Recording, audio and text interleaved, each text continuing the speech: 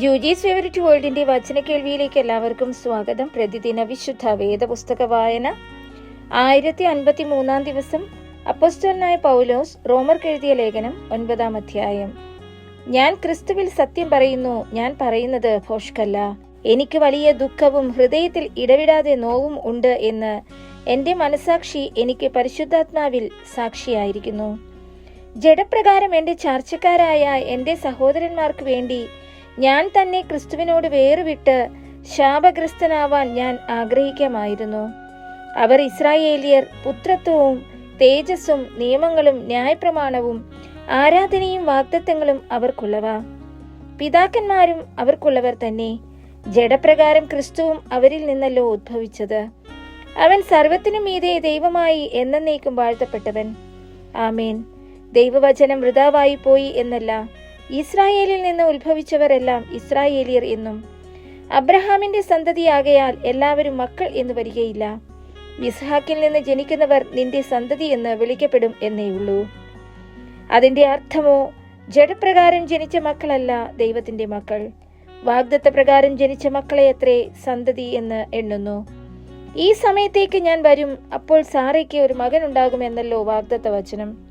അത്രയുമല്ല, റിബക്കയും നമ്മുടെ പിതാവായ ഇസ്ഹാക്ക് എന്ന ഏകനാൽ ഗർഭം ധരിച്ചു.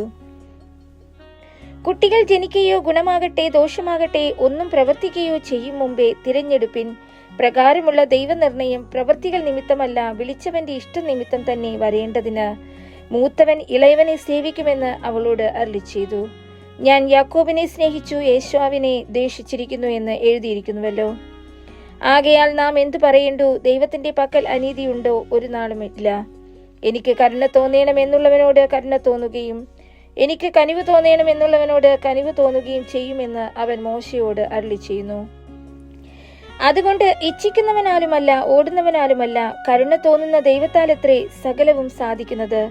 ഇതിനായിട്ട് തന്നെ ഞാൻ നിന്നെ നിർത്തിയിരിക്കുന്നത്, നിന്നിൽ എന്റെ ശക്തി കാണിക്കേണ്ടതിനും എന്റെ നാമം സർവ്വഭൂമിയിലും പ്രസ്താവിക്കപ്പെടേണ്ടതിനും തന്നെ എന്ന് തിരുവെഴുത്തിൽ ഫറവോനോട് അരുളിച്ചെയ്യുന്നു. അങ്ങനെ തനിക്ക് മനസ്സുള്ളവനോട് അവന് കരുണ തോന്നുന്നു, തനിക്ക് മനസ്സുള്ളവരെ അവൻ കഠിനനാക്കുന്നു.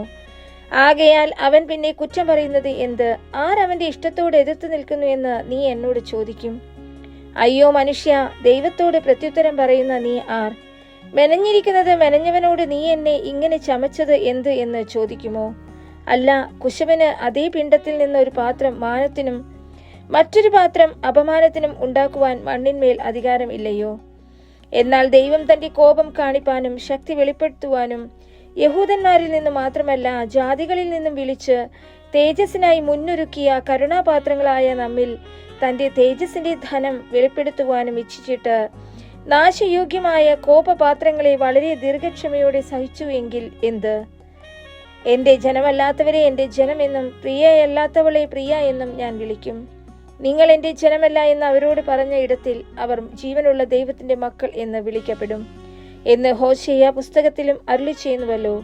യെശയ്യാവോ ഇസ്രായേലിനെ കുറിച്ച്, ഇസ്രായേൽ മക്കളുടെ എണ്ണം കടൽക്കരയിലെ മണൽ പോലെ ആയിരുന്നാലും ശേഷിപ്പത്രേ രക്ഷിക്കപ്പെടൂ.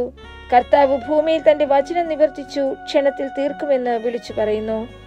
സൈന്യങ്ങളുടെ കർത്താവ് നമുക്ക് സന്തതിയെ ശേഷിപ്പിച്ചില്ലെങ്കിൽ നാം സോദോമയെ പോലെ ആകുമായിരുന്നു, ഗോമോറയ്ക്ക് സദൃശ്യമാകുമായിരുന്നു എന്ന് യെശയ്യാ മുൻപ് കൂട്ടി പറഞ്ഞിരിക്കുന്നുവല്ലോ. ആകയാൽ നാം എന്തു പറയേണ്ടു? നീതിയെ പിന്തുടരാത്ത ജാതികൾ നീതി പ്രാപിച്ച് വിശ്വാസത്തിലുള്ള നീതി തന്നെ. നീതിയുടെ പ്രമാണം പിന്തുടർന്ന ഇസ്രായേലോ ആ പ്രമാണത്തിങ്കൽ എത്തിയില്ല. അതെന്തുകൊണ്ട്? വിശ്വാസത്താലല്ല, പ്രവൃത്തികളാൽ അന്വേഷിച്ചത് കൊണ്ട് തന്നെ അവർ ഇടർച്ചക്കല്ലിന്മേൽ തട്ടി ഇടറി. ഇതാ, ഞാൻ സിയോനിൽ ഇടർച്ചക്കല്ലും തടങ്ങൽ പാറയും വയ്ക്കുന്നു, അവനിൽ വിശ്വസിക്കുന്നവൻ ലജ്ജിച്ചു പോകുകയില്ല എന്ന് എഴുതിയിരിക്കുന്നുവല്ലോ.